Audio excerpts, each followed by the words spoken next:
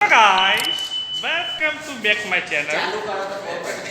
તો આજે સરસ મજાનું એવું કાર્યક્રમ આયોજન ચાલી રહ્યું છે અમારી કોલેજમાં, શ્રી ઉમિયા નર્સિંગ કોલેજમાં। Oh my god. નાના નાના એવા પ્લાન્ટ્સ લાયા છે શ્રી ઉમિયા નર્સિંગના પ્રિન્સિપાલ નિલેશ મકવાણા અને અમારા જૂના એવા જાણીતા વર્ષોથી સંસ્થા સાથે જોડાયેલા રાજુભાઈ માળી બહુ એવું પ્લાન્ટ બગીચા બધી જ જાણકારી હમણાં જોડે હોય છે। આ શાનો છોડ છે? મોગરાનો છોડ સરસ એવા આના બધો ખર્ચ અમારા પ્રિન્સિપાલ સાહેબના સહસ્તે એવા સરસ મજાનું એવું દાન કર્યું છે કોલેજમાં બતાવવા માટે। સરસ તમે જોઈ શકો છો સવારના મંડ્યા 9 વાગ્યાના એક ધાર્યું કામ કરે અને બહુ એવો સારો સપોર્ટ થઈ રહ્યો અહીંયા।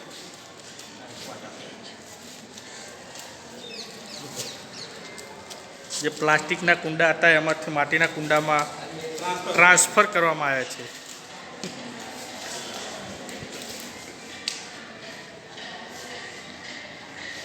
આપણે એક બે છોડની માહિતી આપણે સાહેબ જોડે છે લખ્યું કે એ છોડમાંથી કયું કયું આયુર્વેદિક છે ના પ્રિન્સિપાલ સાહેબને પૂછીશું। આવો સાહેબ આ બાજુ તમે જણાવશો?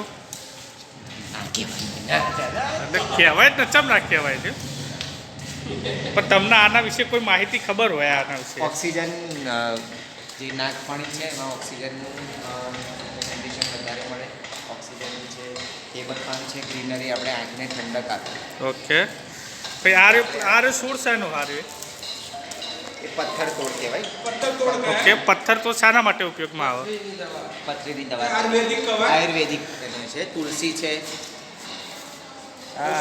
ઘરમાં પૂજાતી તુલસી ઔષધીય વૃક્ષ।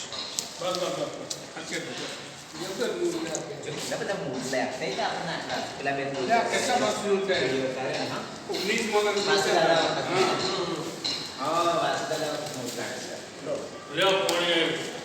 આ છોડને તો અમે કંઈ થાય નહીં ને આને।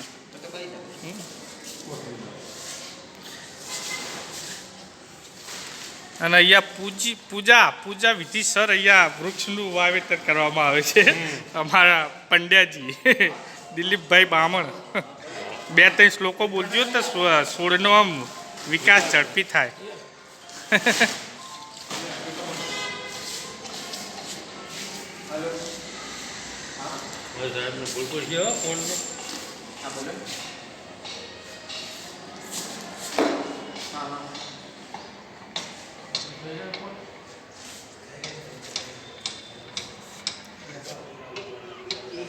ઉમિયા નર્સિંગ કોલેજની સામે એક્ઝેક્ટ બગીચો, સુંદર એવું સરસ મજાના બગીચા પણ અવેલેબલ છે, તો તમે લોકો કોલેજની વિઝિટ કરી શકો છો।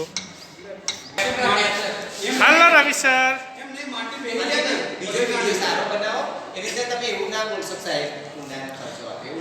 બધા કશું એવું ના હોય, કહેવાય જ નતા થોડોક સંસ્થાવાળા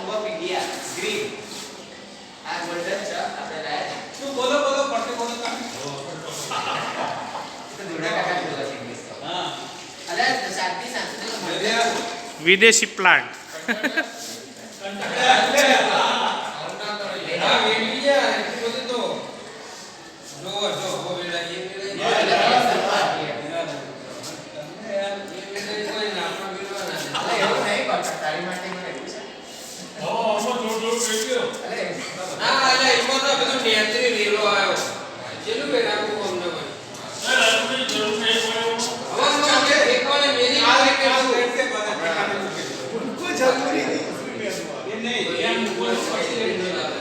આયોજન ચાલે કે કયો શૂટ કઈ જગ્યાએ મૂકો, પ્રોપર મેનેજમેન્ટ સાથે અહીંયા કામ થશે।